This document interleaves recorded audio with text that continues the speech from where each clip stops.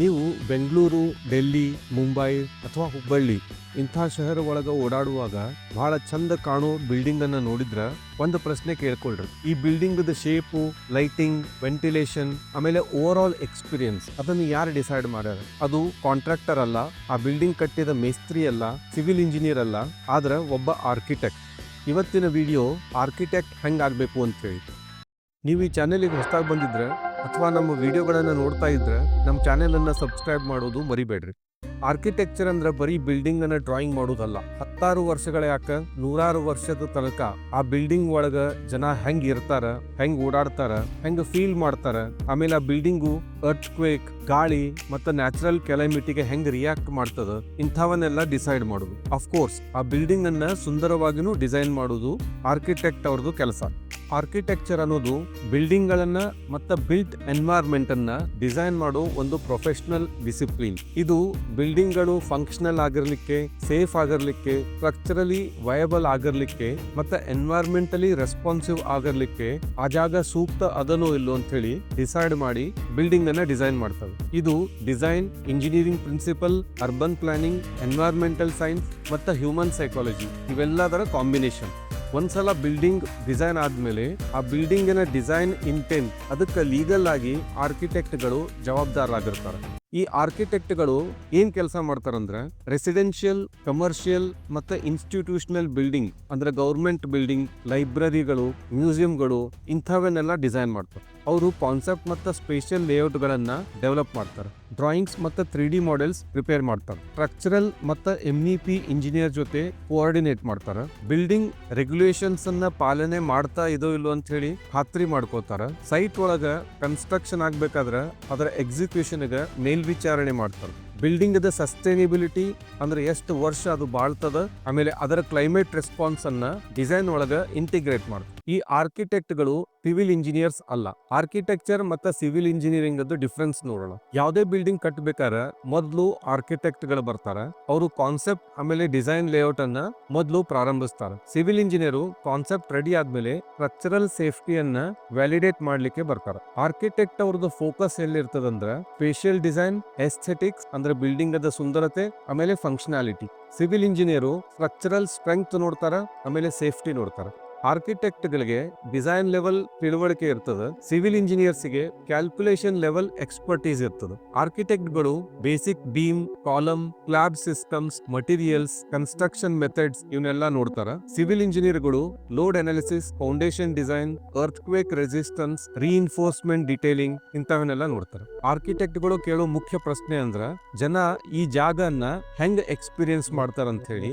ಅದ ಸಿವಿಲ್ ಇಂಜಿನಿಯರ್ಗಳು ಈ ಬಿಲ್ಡಿಂಗು ಸ್ಟ್ರಕ್ಚರ್ ಫೋರ್ಸ್ ಗಳನ್ನ ತಡೆದುಕೊಳ್ತದ ಅಂತ ಹೇಳಿ ನೋಡ್ತಾರೆ. ಸೊ ಹಿಂಗಾಗಿ ಆರ್ಕಿಟೆಕ್ಚರ್, ಸಿವಿಲ್ ಇಂಜಿನಿಯರಿಂಗ್ ಎರಡು ಬೇರೆ ಬೇರೆ ಪ್ರೊಫೆಷನ್ಸ್, ಆದ್ರೆ ಇಬ್ರು ಕೂಡ ಕೆಲಸ ಮಾಡುವಂತ ವೃತ್ತಿಗಳು. ನೀವು PUC ಒಳಗಿದ್ದೀರಿ, ಸೈನ್ಸ್ ಕಲಿತಾ ಇದ್ದೀರಿ, ನಿಮ್ಗ ಮ್ಯಾಥ್ಸ್ ಬಗ್ಗೆ ಭಯ ಇರ್ತದ ಅಂತ ಇಟ್ಕೋರಿ. ಮುಂದೆ ನೀವು ಇಂಜಿನಿಯರಿಂಗ್ ಹೋಗಿ ಮತ್ತೆ ಮ್ಯಾಥ್ಸ್ ಕಲಿಬೇಕಲ್ಲಪ್ಪ ಅಂತ ಹೇಳಿ ನಿಮ್ಗೆ ಏನಾದ್ರು ಅನ್ಸಿದ್ರೆ ಆರ್ಕಿಟೆಕ್ಚರ್ ಒಳಗೊಂದು ಗುಡ್ ನ್ಯೂಸ್ ಅದ.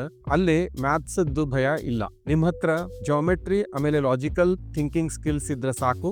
ಆರ್ಕಿಟೆಕ್ಚರ್ ಒಳಗ ಕಾಂಪ್ಲೆಕ್ಸ್ ಮ್ಯಾಥ್ಸ್ ಇರುವುದಿಲ್ಲ. ಆರ್ಕಿಟೆಕ್ಚರ್ ಅನ್ನೋದು ಬರೀ ಥಿಯರಿ ಸಬ್ಜೆಕ್ಟ್ ಅಲ್ಲ, ಇದೊಂದು ಸ್ಟುಡಿಯೋ ಕಲ್ಚರ್. ಇಲ್ಲಿ ಮಾಡೆಲ್ ಮೇಕಿಂಗ್ ಮತ್ತು ಕ್ರಿಯೇಟಿವಿಟಿಗೆ ಬಹಳ ಮುಖ್ಯ ಸ್ಥಾನ ಅದ. ಲಾಂಗ್ ರನ್ ಒಳಗ ನಿಮ್ಮ ಥೆರಟಿಕಲ್ ನಾಲೆಜ್ ಗಿಂತ ನಿಮ್ಮ ಥಿಂಕಿಂಗ್ ಎಬಿಲಿಟಿ ಹೆಂಗಿರ್ತದಂತ ಅನ್ನೋದನ್ನ ಕಂಪನಿಗಳು ನೋಡ್ತಾರ. ಈ ಆರ್ಕಿಟೆಕ್ಚರ್ ಕೋರ್ಸ್ ಅನ್ನ ಯಾರು ಆಯ್ಕೆ ಮಾಡ್ಕೋಬೇಕು? ಒಂದ್ ವೇಳೆ ನೀವು ನ್ಯಾಚುರಲ್ ಆಗಿ ಬಿಲ್ಡಿಂಗ್ ಗಳನ್ನ, ಜಾಗಗಳನ್ನ ಅಬ್ಸರ್ವ್ ಮಾಡ್ತಾ ಇದೀರಿ ಅಂತಂದ್ರ, ನೀವು ವಿಜುವಲ್ ಆಗಿ, ಸ್ಪೇಷಿಯಲ್ ಆಗಿ ಆಲೋಚನೆ ಮಾಡ್ತಿದ್ರ, ನಿಮ್ಗ ಆರ್ಟ್ ಮತ್ತು ಟೆಕ್ನಿಕಲ್ ಸಬ್ಜೆಕ್ಟ್ ಎರಡೂ ಇಷ್ಟ ಆದಂತಂದ್ರ ಕ್ರಿಯೇಟಿವಿಟಿ ಆಮೇಲೆ ಟೆಕ್ನಿಕಲ್ ಆಗಿ ಇರೋ ಕನ್ಸ್ಟ್ರೆಂಟ್ ಗಳನ್ನ ಬ್ಯಾಲೆನ್ಸ್ ಮಾಡಿ ಕ್ರಿಯೇಟಿವಿಟಿಗೆ ಮೊದಲ ಸ್ಥಾನ ಕೊಟ್ಟು ಅದಕ್ಕೆ ತಕ್ಕಂಗ ಸ್ಟ್ರಕ್ಚರ್ ಅನ್ನ ಡಿಸೈನ್ ಮಾಡುವಂತ ಕೆಪಬಿಲಿಟಿ ನಿಮಗಿದ್ರ ಈ ವೃತ್ತಿಯನ್ನ ನೀವು ಆಯ್ದುಕೋಬಹುದು. ಈ ಆರ್ಕಿಟೆಕ್ಚರ್ ಕೋರ್ಸ್ ಅನ್ನ ಒಂದು ಭಾಗವಾಗಿ ನೀವು ಟೆಕ್ನಿಕಲ್ ಡ್ರಾಫ್ಟಿಂಗ್ ಸ್ಕಿಲ್ಸ್ ಅನ್ನ ಕಲಿತೀರಿ. AutoCAD, Revit, BIM ಅಂತ ಸಾಫ್ಟ್ವೇರ್ ಪ್ರೊಫಿಷಿಯನ್ಸಿಯನ್ನ ಪಡ್ಕೋತೀರಿ. ಬೇಸಿಕ್ ಸ್ಟ್ರಕ್ಚರಲ್ ಅಂಡರ್ಸ್ಟ್ಯಾಂಡಿಂಗ್ ನಿಮ್ಗೆ ಬರ್ತದ. ಕಮ್ಯುನಿಕೇಶನ್ ಸ್ಕಿಲ್ಸ್ ಇರ್ತದ. ಕ್ಲೈಂಟ್ ಮ್ಯಾನೇಜ್ಮೆಂಟ್ ಎಬಿಲಿಟಿ ಬರ್ತದ. ಇಂಥವನ್ನೆಲ್ಲ ಈ ಆರ್ಕಿಟೆಕ್ಚರ್ ಕೋರ್ಸ್ ಒಳಗ ನೀವು ಕಲಿತೀರಿ. ಈ ಆರ್ಕಿಟೆಕ್ಚರ್ ಕೋರ್ಸ್ ಮಾಡಬೇಕು ಅಂತಂದ್ರ BR ಬ್ಯಾಚುಲರ್ ಆಫ್ ಆರ್ಕಿಟೆಕ್ಚರ್ ಅಂತ ಒಂದು ಕೋರ್ಸ್ ಅದ. ಇದರ ಅವಧಿ 5 ವರ್ಷ.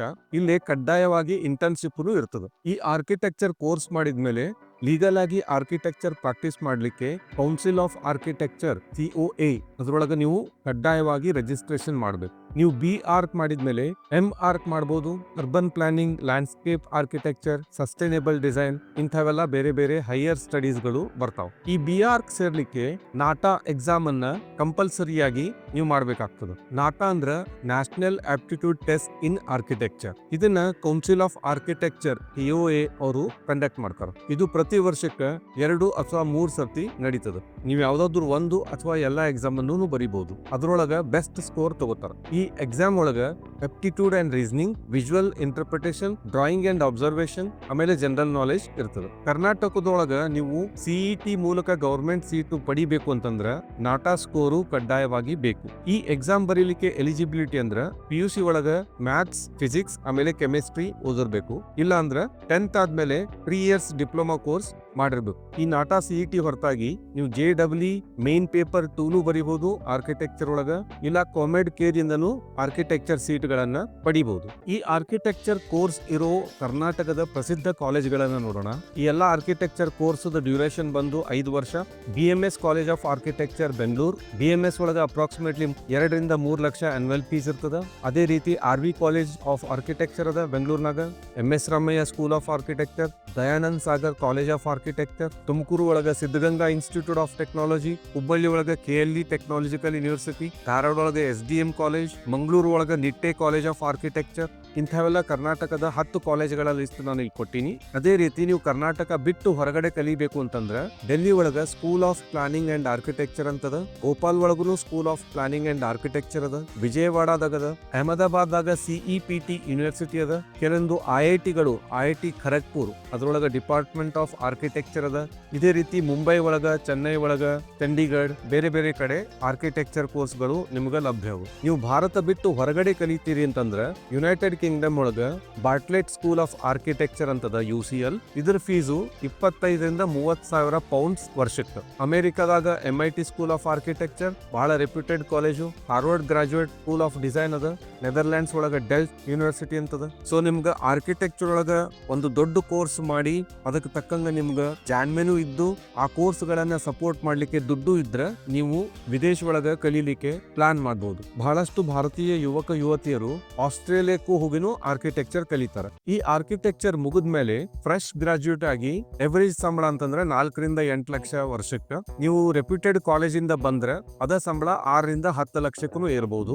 ಒಂದು 5 ರಿಂದ 8 ವರ್ಷ ಎಕ್ಸ್ಪೀರಿಯನ್ಸ್ ಆದ್ಮೇಲೆ ಆ ಸಂಬಳ ನಿಮ್ಗ 15 ರಿಂದ 25 ಲಕ್ಷಕ್ಕೂ ಏರ್ತದೆ. ನೀವು ಒಂದ್ಸಲ ಯಾವ್ದಾದ್ರು ಒಂದು ಆರ್ಕಿಟೆಕ್ಚರ್ ಫರ್ಮ್ ಒಳಗ ಎಕ್ಸ್ಪೀರಿಯನ್ಸ್ ತಗೊಂಡ್ರೆ ಇಂಡಿಪೆಂಡೆಂಟ್ ಆಗಿನೂ ಪ್ರಾಕ್ಟೀಸ್ ಮಾಡಬಹುದು.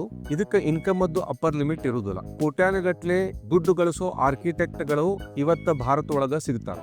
ಈ ಆರ್ಕಿಟೆಕ್ಚರ್ ಪ್ರೊಫೆಷನ್ ಒಳಗ 3 ಕೇಸ್ ಸ್ಟಡಿ ಇವತ್ತು ನಾವು ನೋಡೋಣ.